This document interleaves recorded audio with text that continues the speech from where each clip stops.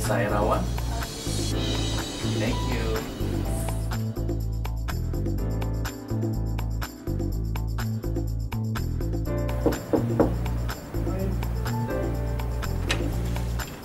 Yes.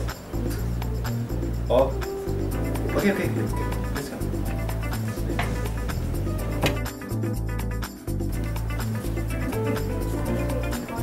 Okay, thank you.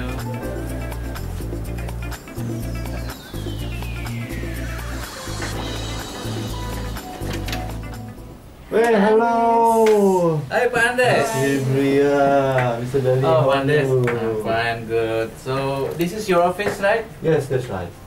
Small office. Small but beautiful. Very Please have a nice seat. office. Thank you. Okay, how about our assignment? Your assignment, that's why we coming in, and then we would like to discuss about it. Can we start it? Okay, why not? Yeah. Actually, Which one do you want to discuss first? I think better if we Discuss about the have you- Malaysia. Yeah, guess Malaysia people first, yeah. People first. Okay. Right. I think better if we start from background. Background. So what are your opinion concerning this? I About think the background.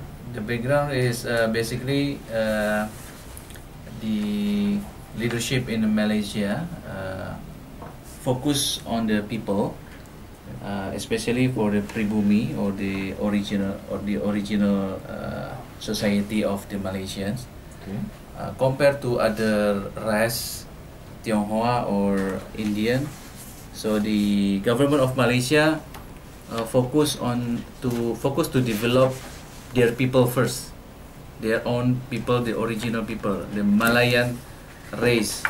So in this case, the strategy to focus the development on the Malayan race is quite interesting that we can discuss about. Itu, Pak. Okay, what is the first issue actually? The first issue. First issue, what caused financial crisis in Malaysia? Yes. That's the first issue. So I think better if we start to answer this question. First is shortly after the devaluation of the Thai baht, a modest tremble in the region's other currency become a forceful tumble as capital was shaken out. By August, Malaysia defense effort were overwhelmed, forcing to adopt a floating regime. Do you agree concerning that? And then the country watched as funds were violently withdrawn of domestic institutions and asset prices sank. So actually on July 14, 1997, the central bank, Bank Negara Malaysia or BNM, stopped defending the currency and helplessly watched as the ringgit depreciated to the lowest ever recorded 4.88 ringgit Malaysian. As the currency lost value and pressure on the banking sector mounted, further spreading panic among investors, of course. Yeah. What do you think?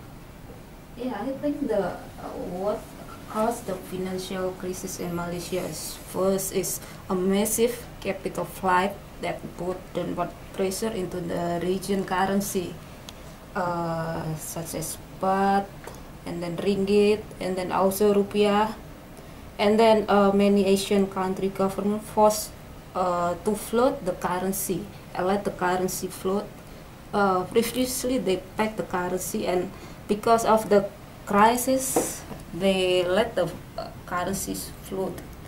And then shortly after the devaluation of Thai baht, ringgit Malaysia also depreciated into the lowest level as the currency lost the value, and then asset price also sank, and pressure on the banking sector also mounted, further spreading panic among the investor in this case.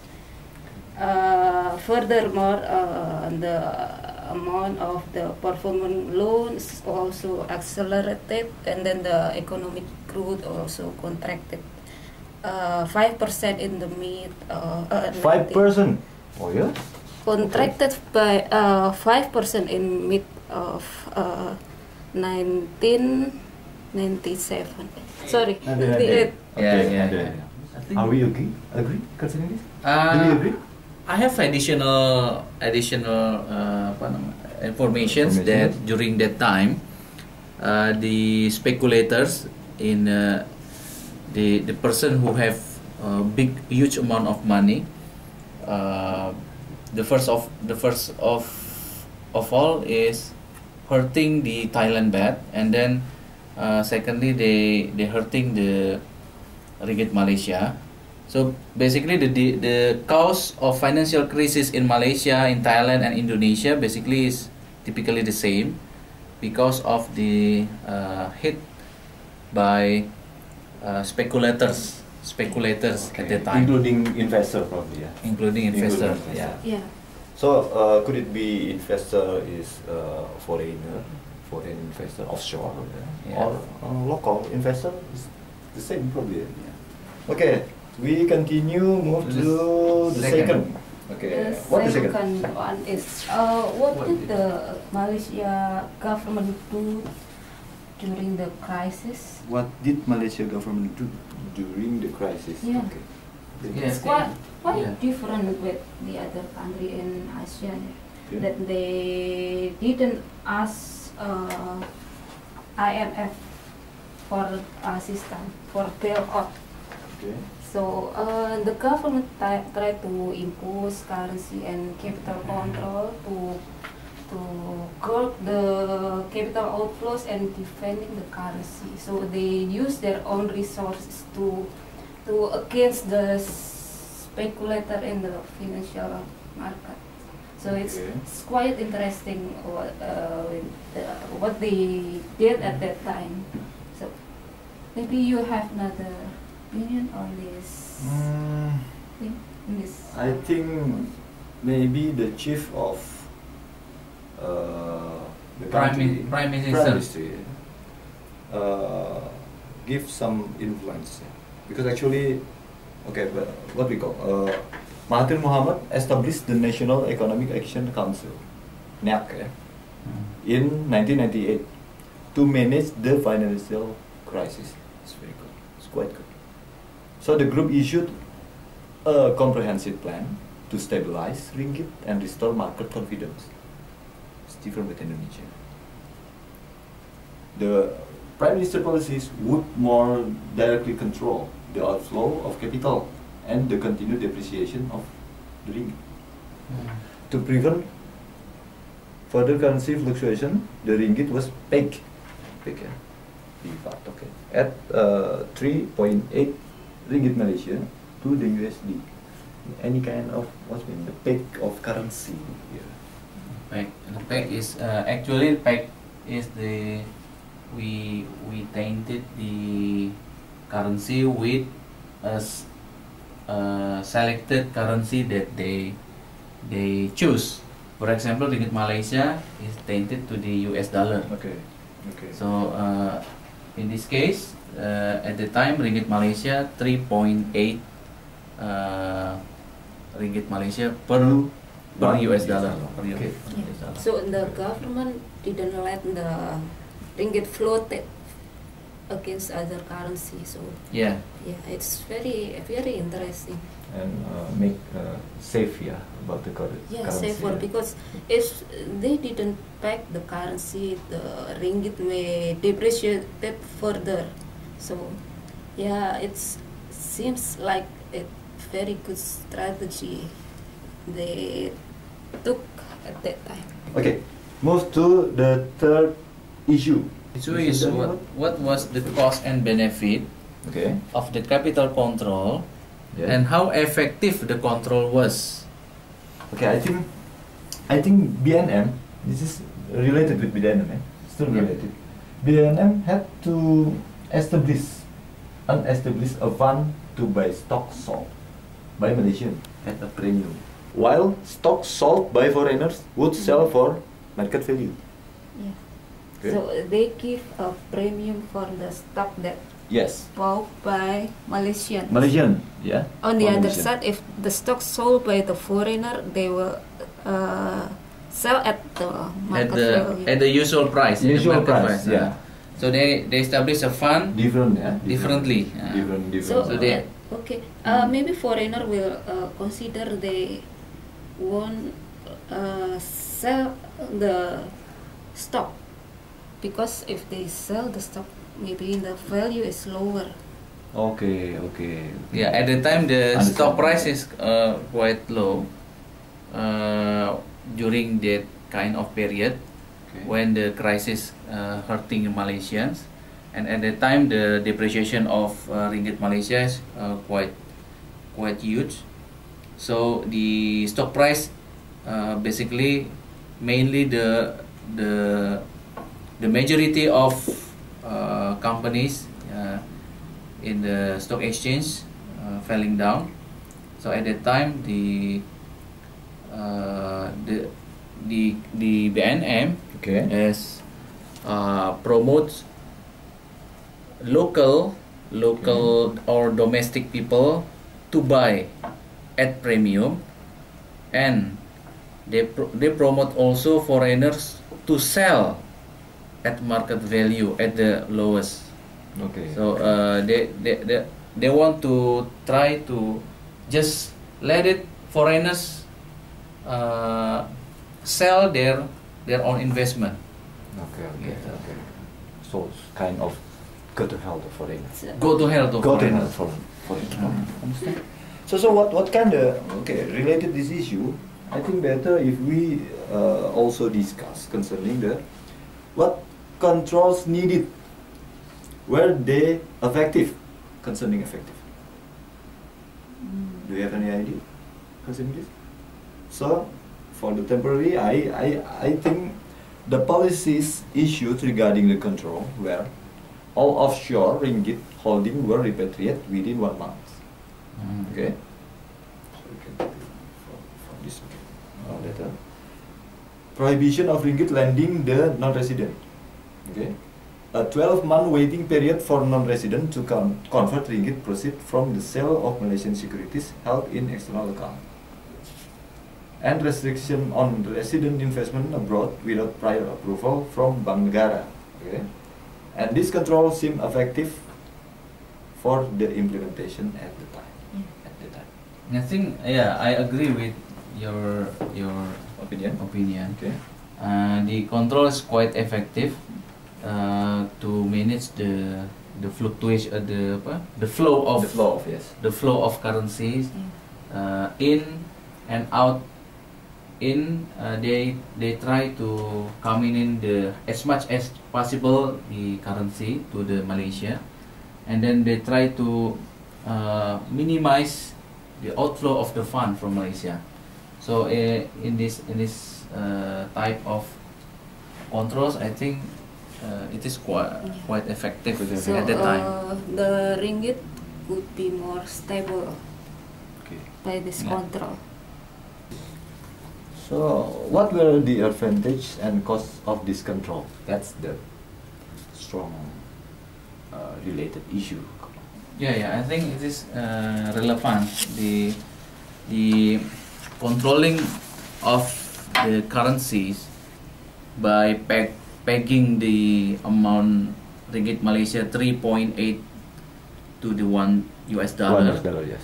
is becoming a great success comparing to the another countries in the Southeast Asia regions, because the many corporations in Malaysia who hold liabilities in the foreign exchange, for example, like US dollar, foreign currencies, Foreign currency. Okay. They only had a minimum additional liabilities Okay. comparing to its peers in other Southeast Asia countries.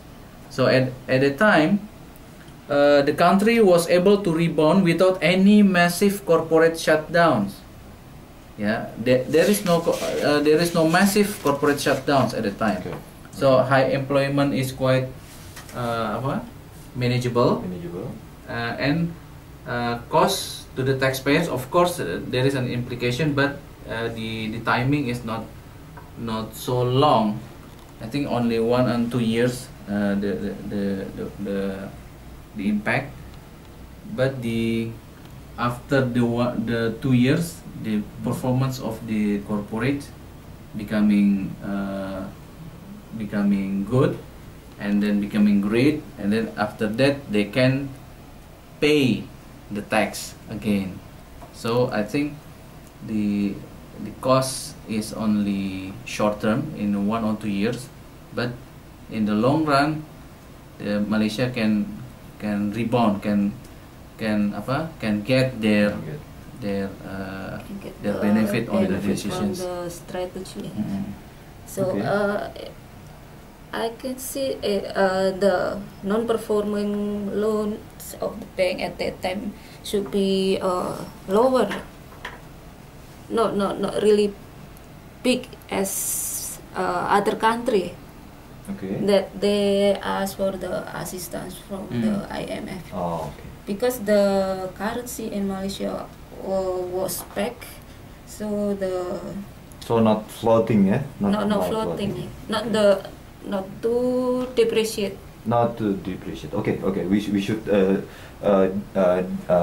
make a difference, yeah. Floating and depreciate is different, yeah.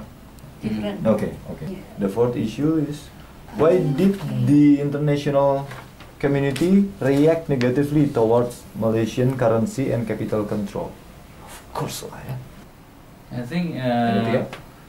the approach or the strategies that being taken by the Malaysian government at the time is quite great, because at the time the situations we can call it as a crisis, right? Right. So the management of crisis was no longer need as business as usual. So we cannot do from the SOP, standard operating procedure, or the standard economic thinking. We know that the standard economic thinking at the time and until now is the government should not involve in the fluctuations of the foreign exchange. There is no involvement in the There is no government. intervention. There's no interventions, etc. However, during the crisis, the government of Malaysia think that they should take necessary actions that can control the currency, they control the flow in and out, the flow of currency, so they can manage their own currency. Yeah. So at the Manage time, and control, eh? manage and control. So I think that's the reaction, the negative reaction from the international community, I think should be balanced by having the reasoning of the Prime Minister of Malaysia that they need to build again their own currency, ringgit Malaysia, by controlling the flow of money. Okay, we move We to fifth issue, yeah? Fifth Fifth issue. What the kind? Sorry, Mbak Libri? What is the fifth issue? Five issue? The lesson from the Malaysia currency and capital What? control. Probably ASEAN crisis, maybe, yeah.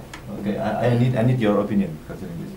Asian crisis was driven by fundamental vulnerabilities. It had shown how defenseless developing economies were against international capital outflow.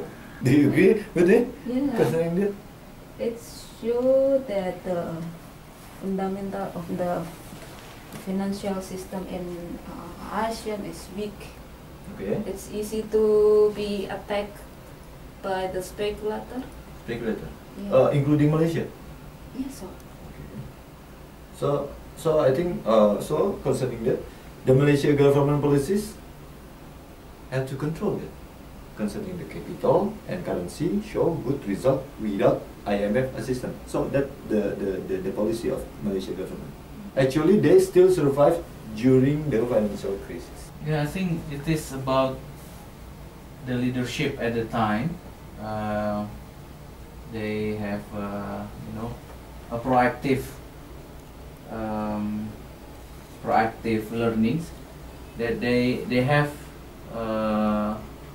shown that the real cause of the fluctuations is because of the speculators, like what Mbak Libria said. Kind of initiative, probably. So I think the kind of initiative or proactive actions that they have a decision, they have decided to control without IMF assistance. Okay. So the lessons from the Malaysia currency and capital control policies is about the leadership. Leadership at the time that Prime Minister of Malaysia, Dr. Mahathir Mohamad, brave enough to decide that should be controlled by themselves. Okay, we have to move. What What is the effect from the effort of Malaysia government to achieve national unity in 1971 up to 2011? Yeah, I think we can share that in 1971, the share of business owned by Bumiputra, they called for the Malaysians, was only 2.4%. It's very low. It's very low. While the Chinese, the Tionghoa or foreign ownership shares amount about 27 and 63%. So at the time it's quite low, the shares of the Bumiputra. And then in 1971, Abdul Razak, as a second Prime Minister of Malaysia, issued a new economic policy at the time that very focus on the Bumiputra, the development of the Bumiputra personnel. So the native Malaysians group. So what did he do is basically to promote, to ask more Bumiputra to contribute to the country, to make a priority on the Bumiputra. The Chinese or the other Indian, other native. Just maybe it make balance position between the Bumiputra and the Chinese and foreign. Anything else concerning this? We can see the result is very excellent. A dramatic change in equity ownership. Okay. The foreign ownership was reduced from previously about 60% to no more than 30% by 1990, and the Bumiputra ownership increased from 2% to no less than 30%. It's a dramatic change. Okay. Anything else? I think this probably we can add some PowerPoint or something in this discussion. Yeah. Maybe we should make kind of the PowerPoint presentation. Or whatever. So I think better we get the dinner first. Get dinner first. Dinner. Okay. This is what time is it? Okay. 8 p.m. 8 p.m. Okay. I think better in We go ahead. to meeting sip. room. Okay. Sip. Thank you. Pak.